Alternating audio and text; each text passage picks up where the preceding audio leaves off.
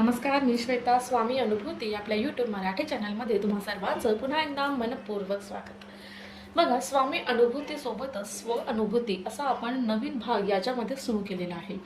जशी स्वामींची अनुभूती मी तुमच्याशी शेअर करते, तशी स्वतःमधून आलेली अनुभूती सुद्धा शेअर करणं खूप जास्त गरजेचं आहे. कारण आपल्या सगळ्यांना माहिती आहे की जेव्हा आपण स्वतःची मदत करतो तेव्हा स्वामी आपली मदत करतात, म्हणजे देवही आपल्याला मदत करतो. पण जर माणसाला त्या मार्गावरच चालायचं नसेल, स्वतः पाऊल पुढे टाकायचंच नसेल, तर कोणतेही गुरु आपल्याला कसे तारतील? जर त्यांनी एखादी अनुभूती दिली आहे तर त्याच्यावर चालण्यासाठी तुम्हाला स्वतः डेव्हलप व्हावं लागेल, स्वतःची मदत करावी लागेल. तर यासाठी छोट्या छोट्या गोष्टी मी तुमच्यासाठी या व्हिडिओमध्ये घेऊन येत असते. बघा, आजही मी तुमच्यासाठी एक असाच खास व्हिडिओ घेऊन आलेली आहे.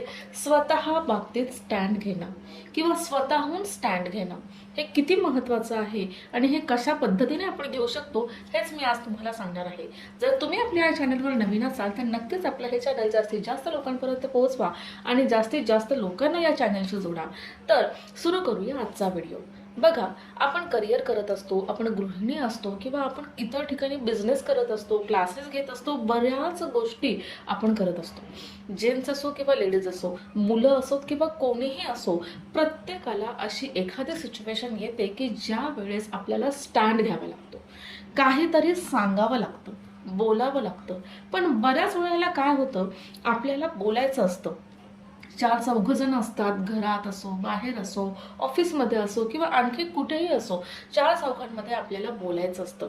आपल्याला असं वाटतं की आपलं मत आपण मांडायला पाहिजे होतं, पण ते आपण मांडू शकत नाही. वेळ निघून गेलेली असते, त्यावेळेस आपल्याला हे समजतं, अरे इच्छा आपल्याला हे बोलायचं होतं पण आपण बोललोच नाही, आपल्याला हे खरं सांगायला हवं होतं, याच्यामुळे हे झालं असतं, हे आपल्याला नंतर कळतं. मग अशा वेळेला वेळ निघून जाते आणि त्याचा उपयोग काहीच होत नाही. मग असं आपल्याला इनसिक्युअर केव्हा केव्हा वाटतं, या गोष्टी सर्वप्रथम आपल्याला लिहायच्या आहेत. अशी कोणती माणसं आहेत जिथे तुम्ही बोलू शकत नाही, मग ती घरातली असो, ऑफिसमधली असो किंवा आणखी कुठलीही असो, ती माणसं तुम्हाला नोट डाऊन करायची आहेत. त्यानंतर कुठल्या सिच्युएशन अशा येतात की जिथं तुम्ही बोलू शकत नाही, मग माणसांमुळे असो किंवा इमोशन्समुळे असो किंवा ती सिच्युएशन त्या पद्धतीने घडलेली आहे, तिथे आपण कसं बोलणार असं आपल्याला कुठेतरी इन्सिक्युअर वाटतं, म्हणून आपण बोलू शकत नाही. तर अशा सिच्युएशनसुद्धा तुम्हाला नोट डाऊन करायच्या आहेत आणि मग त्यावेळेस आपलं म्हणणं काय होतं याच्यावर तुम्हाला विचार करायचा आहे. मग हे म्हणणं जर तुम्हाला बरोबर वाटलं आणि ते फुलप्रूफ तुम्ही प्रूफ करू शकला, तर मग तुमचा कॉन्फिडन्स वाढतो. या गोष्टी नोट डाऊन केल्याने पुन्हा एकदा कधीही ती माणसं तुमच्या समोर आली किंवा ते सिच्युएशन तुमच्या समोर आली, तर तुम्ही त्या ठिकाणी आपलं मत अगदी क्लिअरली मांडायचं आहे किंवा मांडू शकता. म्हणजेच तुम्ही तुमच्या बाबतीत तो स्टँड घेऊ शकता. हे खूप इम्पॉर्टंट आहे जेव्हा आपण आपलं म्हणणं समोरच्याला सांगतो.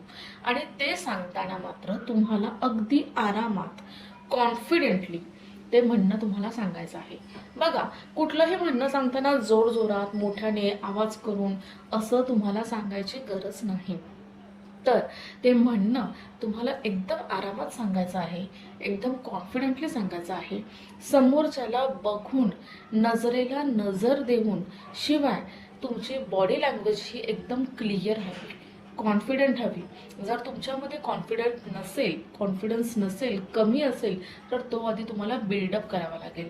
छोट्या छोट्या गोष्टींमुळे तुमचा कॉन्फिडन्स हा बिल्डअप होऊ शकतो.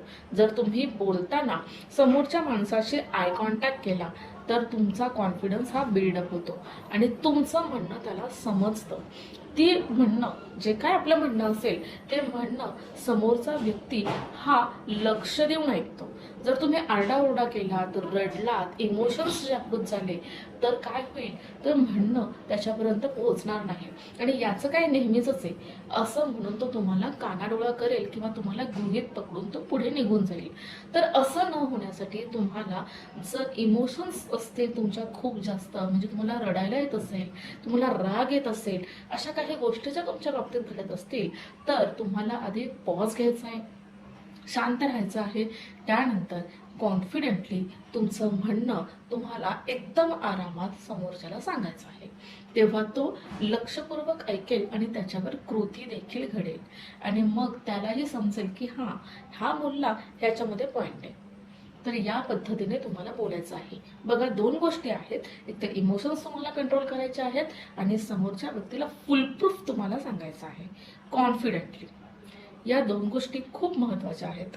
आता पुढे जाऊन तुम्हाला आणखीन काय करायचं आहे, तर अशा बऱ्याच गोष्टी असतात किंवा अशी बरीच लोक आपल्या आयुष्यात येतात जिथं आपण नाही म्हणू शकत नाही.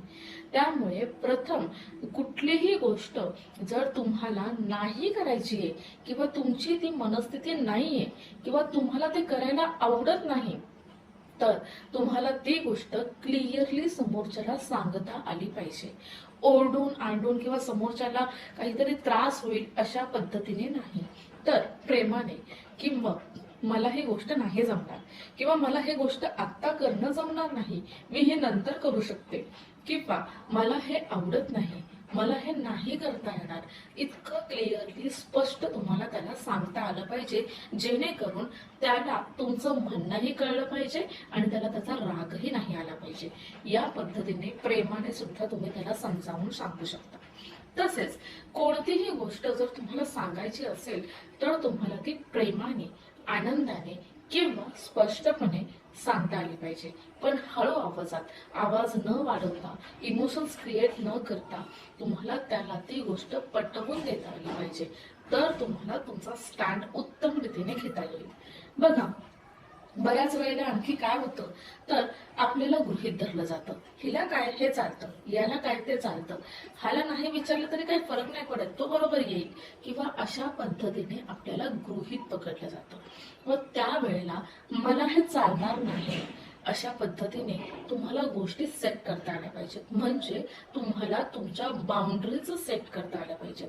कशा पद्धतीने बाउंड्रीज सेट करतात, तर तुम्हाला तुमच्या लाईफमध्ये काय केलेलं चालणार आहे, इतरांनी आपल्या किती मर्यादेचं उल्लंघन केलेलं चालणार आहे, कोणी तुमच्यामध्ये किती इंटरफिअर केलेलं तुम्हाला चालणार आहे, कोणी तुम्हाला कोणत्या गोष्टी नाकारलेलं चालणार आहे, किंवा कोणी कोणत्या गोष्टी तुम्हाला मस्करी केलेलं चालणार आहे. या बाउंड्रीज तुमच्या सेट पाहिजे की ही हद्द किंवा ही बाउंड्री कोणीही ओलांडली नाही पाहिजे. ती बाउंड्री जर ओलांडली तर तुम्हाला त्याला क्लिअरली सांगता आलं पाहिजे. तेव्हा तुमच्यातला सेल्फ रिस्पेक्ट हा खूप इम्पॉर्टंट असतो. जर ही बाउंड्री कोणी क्रॉस केली तर तुमचा सेल्फ रिस्पेक्टला धक्का पोहोचतो आणि ते मात्र आपल्याला सहन नाही करायचंय. ते मात्र तुम्हाला प्रेमाने त्याला सांगता आलं पाहिजे आणि स्पष्टपणे सांगता आलं पाहिजे. नेहमी एक गोष्ट लक्षात ठेवा, आपल्याला नेहमी खरं बोलायचंय, स्पष्ट बोलायचंय आणि क्लिअर बोलायचं आहे, पण प्रेमाने बोलायचं आहे, शांततेत बोलायचं आहे. या सगळ्या गोष्टी जर तुम्ही व्यवस्थित हाताळल्या तर तुम्ही योग्य पद्धतीने स्टँड घेऊ शकता. आणखी एक गोष्ट म्हणजे तुम्हाला स्टँड घेताना काय करायचंय, तर तुमचा माइंडसेट हा क्लिअर हवा. तुम्ही स्टँड घेताय हा तुमच्यासाठी घेताय, तुम्ही हा दुसऱ्यांसाठी घेत नाही आहात. म्हणजे एखाद्याला कमीपणा देण्यासाठी, एखाद्याला नीचा दाखवण्यासाठी, एखाद्याला तू काय चुकतोस या चुका काढण्यासाठी किंवा दोष दाखवण्यासाठी आपल्याला स्टँड नाही घ्यायचा आहे. तर चार चौघात बोलताना आपलं म्हणणं काय आहे हे क्लिअरली मांडण्यासाठी किंवा आपला फोकस काय आहे, आपल्याला काय सुचवायचं आहे, स्वतःला प्रूफ करण्यासाठी तुम्हाला स्टँड घ्यायचा आहे. म्हणजे तुमचं म्हणणं चार चौघामध्ये अशा अशा पद्धतीने आहे, मग ते त्याला पटण्यासाठी तुम्हाला त्याला ते समजावून सांगावं लागेल. या गोष्टीसाठी आपल्याला स्टँड घ्यायचा आहे. तर हा माइंडसेट तुम्हाला क्लिअर ठेवायचा आहे की आपल्याला कोणालाही दुखवायचं नाही आहे, आपल्याला कोणालाही तोडायचं नाही आहे. तर त्याला थांबून प्रेमाने सांगून की हे नाही, असं असं आहे, या पद्धतीने आपण हे करू शकतो, असं हळूवारपणे त्याला इंटरप्ट न करता तुम्हाला स्टँड घ्यायचा आहे. तसेच आणखीन एक महत्त्वाची गोष्ट म्हणजे कोणत्याही परिस्थितीमध्ये एकत्र जेव्हा तुम्ही बोलत असता, जेव्हा आपली मतं मांडत असतात, तेव्हा समोरच्याला होला हो करणं म्हणजे यसमॅन बंद करा.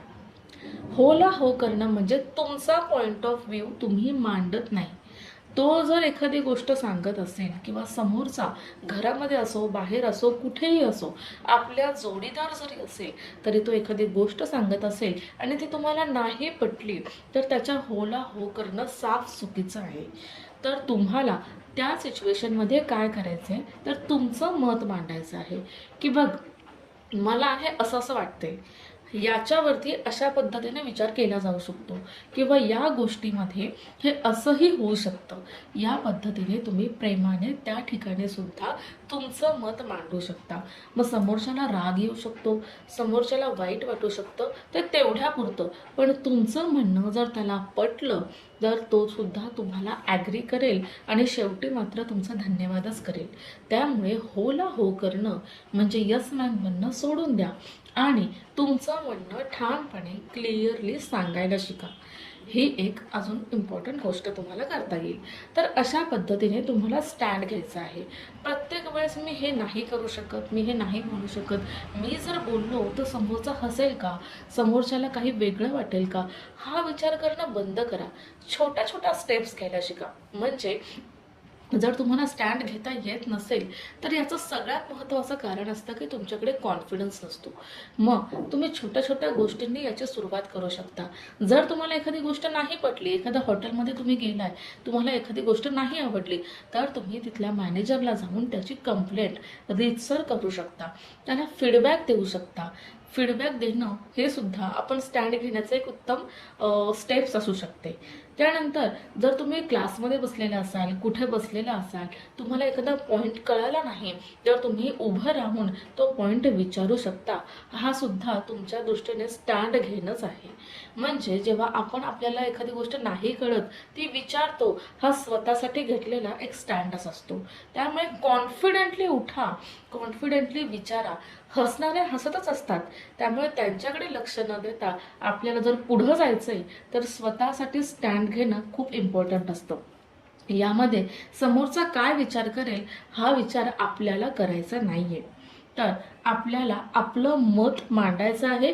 जर आपल्याला एखादी गोष्ट नाही कळाली तर ती समोरच्याकडून जाणून घ्यायची आहे आणि आपल्यामध्ये आपल्याला सुधारणा करायची आहे. तर या गोष्टी खूप इम्पॉर्टंट आहे स्वतः स्टँड घेण्यासाठी.